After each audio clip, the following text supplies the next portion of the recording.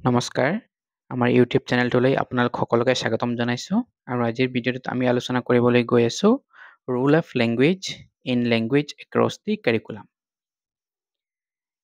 ঠিক আছে, তো আজিৰ ভিডিঅ' আৰম্ভ কৰিছোঁ। প্ৰথমে ইন্ট্ৰডাকশ্যনটো চাই লওঁ।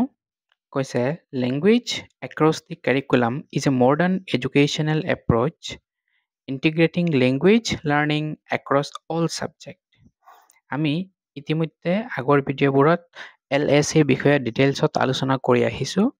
এইটো হৈছে এটা মডাৰ্ণ এপ্ৰ'চ যিটোৱে নেকি ট্ৰেডিশ্যনেল ক্লাছৰুমত আমি লেংগুৱেজ শিকোৱেই, তাৰ উপৰিও কৈছে ইন আদাৰ ছাবজেক্টতো আমি যাতে লেংগুৱেজটো ইনক্লুড কৰিব পাৰোঁ, সেই এপ্ৰ'চটোৱেই হৈছে লেংগুৱেজ এক্ৰছ দি কাৰিকুলাম।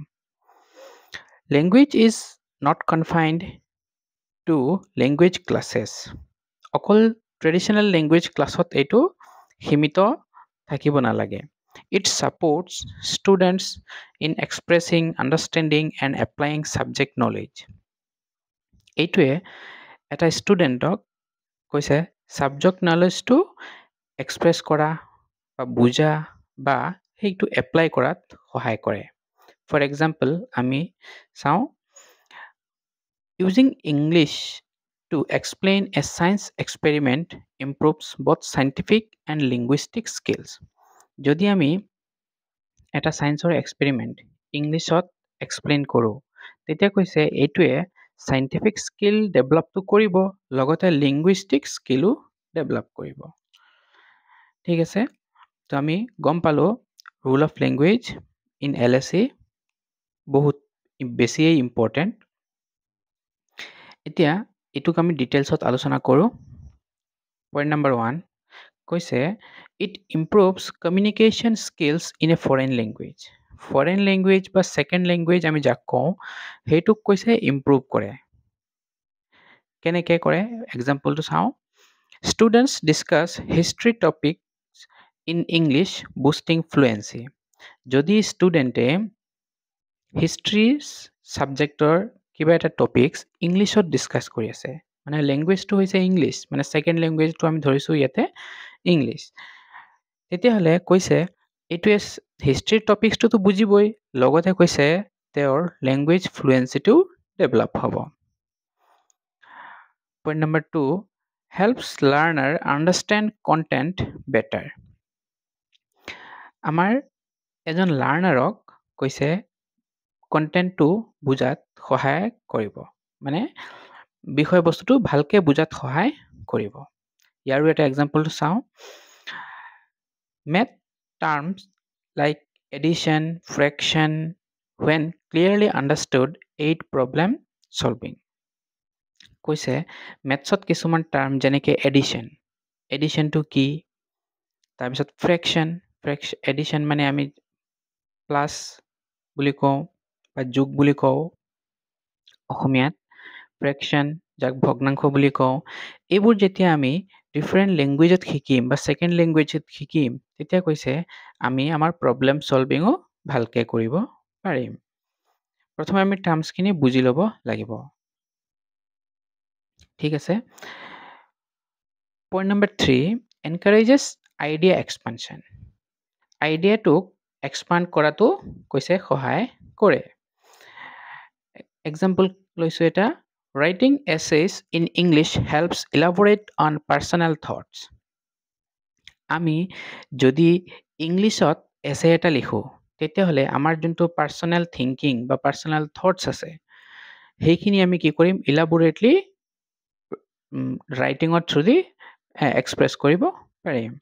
সেইটো কৈছে encourage idea expansion. Point number 4 enables issue discussion in a foreign language.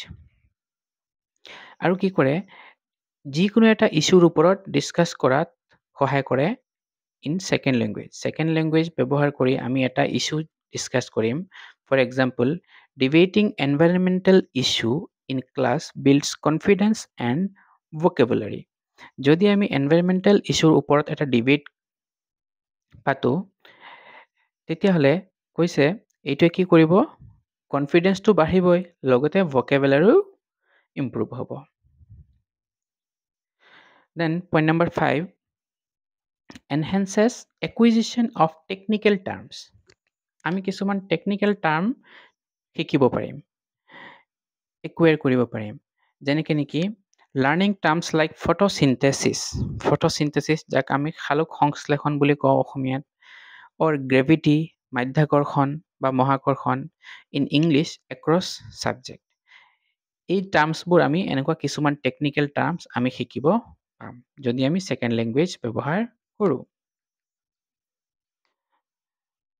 Point number 6, opens career opportunities. Yes, second লেংগুৱেজটোৱে আমাৰ কেৰিয়াৰ অপৰচুনিটি এটা অপেন কৰে। মানে আমি দেখিছোঁৱেই যিকোনো এটা ভাল কোম্পানী হওক বা এব্ৰডত আমি যেতিয়া যাওঁ তেতিয়া আমাৰ ওচৰত এটাই অপশ্যন থাকে, আমি ইংলিছত ফ্লুৱেণ্ট হ'ব লাগিব। যদি আপোনাৰ ইংলিছত ফ্লুৱেঞ্চি আছে তো বহুত আগুৱাই যাব পাৰিব নিজৰ কেৰিয়াৰটোক লৈ। For example, fluency in English help students qualify for international jobs. সেইটোৱে কৈছে যদি আমাৰ ইংলিছত ফ্লুৱেঞ্চি থাকে এইটোৱে আমাক ইণ্টাৰনেশ্যনেল জবছৰ কাৰণেও কি কৰিব, কোৱালিফাই কৰিব। ঠিক আছে, এই পইণ্ট নম্বৰ 6লৈকে আমি যিখিনি চালোঁ গোটেইখিনি ষ্টুডেণ্ট বা লাৰ্ণাৰৰ ক্ষেত্ৰত কৈছে। এতিয়া টিচাৰ্ছৰ ক্ষেত্ৰত এইকেইটাই কেনেকৈ হেল্প কৰে কৈছে, improves teachers on foreign language skill. যদি আমি লেংগুৱেজটোক LSCত ব্যৱহাৰ কৰোঁ তেতিয়াহ'লে আমাৰ টিচাৰৰো কৈছে ফৰেন লেংগুৱেজ স্কিলটো ডেভেলপ হ'ব। For example, science teacher using English gain confidence in bilingual instruction. যদি এজন বিজ্ঞানৰ শিক্ষকে ইংলিছটো ব্যৱহাৰ কৰে তেতিয়াহ'লে তেওঁৰ কৈছে বাইলিংগুৱেল ইনষ্ট্ৰাকশ্যনটো কনফিডেন্সটো আৰু বেছি হ'ব। মানে বহুত ইংলিছ আৰু নিজৰ যিটো লেংগুৱেজ আছে সেইটোত দুইটাতে ইম্প্ৰুভ হ'ব। Point number 8, facilitates teaching content in a foreign language. Teaching content, আমাৰ যিটো পঢ়াব লগা বিষয়বস্তু আছে সেইটোক আমি যদি ফৰেন লেংগুৱেজত পঢ়াওঁ তেতিয়া তাতো আমাৰ কি হ'ব, লাভ হ'ব। কেনেকৈ হ'ব, এক্সাম্পল এটা চাওঁ। কৈছে using English in geography class helps immersion learning. আমি যদি জিঅ'গ্ৰাফি ক্লাছত ইংলিছত পঢ়াওঁ তেতিয়াহ'লে কৈছে তাত আমাৰ এটা আৰু বেছি ডেপথ নলেজ আমি আহৰণ কৰিব পাৰিম। Point number 9, keeps teachers updated. এইটো বহুত ইম্পৰ্টেণ্ট। টিচাৰক কৈছে আপডেটেড কৰি ৰাখে যদি আমি এইটো এপ্ৰ'চটো মানি চলোঁ, LSC এপ্ৰ'চটো মানি চলোঁ তেতিয়াহ'লে কৈছে টিচাৰ্ছ আপডেটেড হৈ থাকিব। যেনেকৈ নেকি আমাৰ ৰিচাৰ্চ পেপাৰ্ছ যোনবোৰ আছে সেইবোৰতো প্ৰত্যেক দিনাই ইণ্টাৰনেশ্যনেল জাৰ্নেলবোৰত পাব্লিছ হৈ আছে।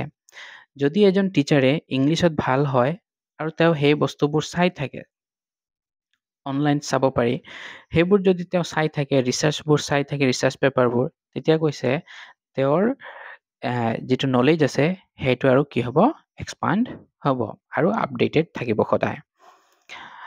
এক্সাম্পল কৈছে accessing research papers in English broadens teachers knowledge, যিটো নেকি মই এতিয়া ক'লোঁ।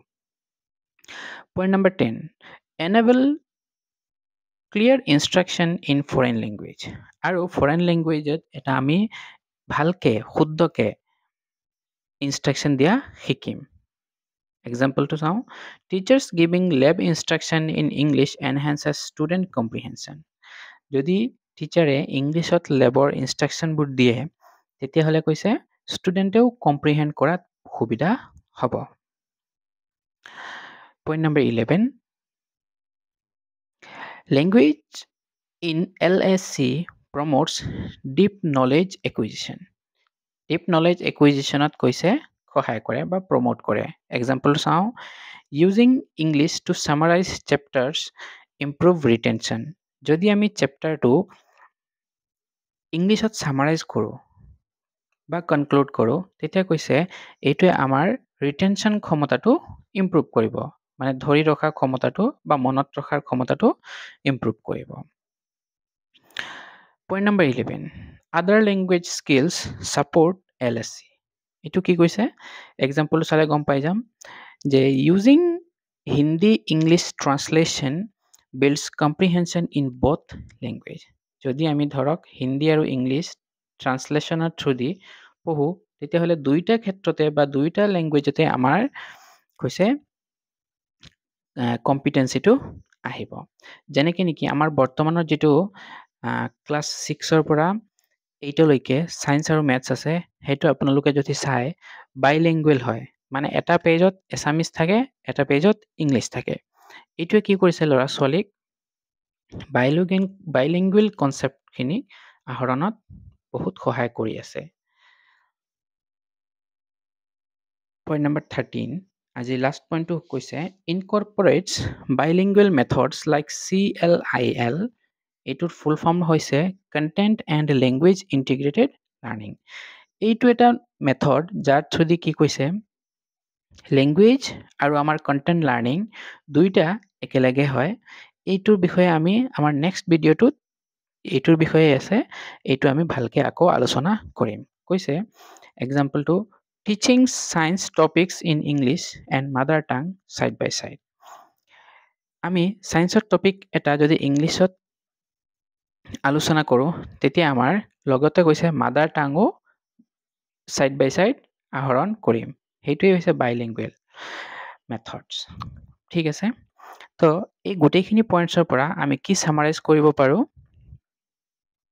যে language supports development of subject specific knowledge, strategies for learning and cognitive growth. লেংগুৱেজে কৈছে ছাপোৰ্ট কৰে এইবোৰ ডেভেলপমেণ্টত, ছাবজেক্ট স্পেচিফিক নলেজটো ডেভেলপ হোৱাত ছাপোৰ্ট কৰে। ষ্ট্ৰেটেজিজ ফৰ লাৰ্ণিং মানে কৌশল, লাৰ্ণিঙৰ কিছুমান কৌশল ডেভেলপ কৰাত সহায় কৰে, আৰু অবভিয়াছলি কগনেটিভ গ্ৰ'থত সহায় কৰে।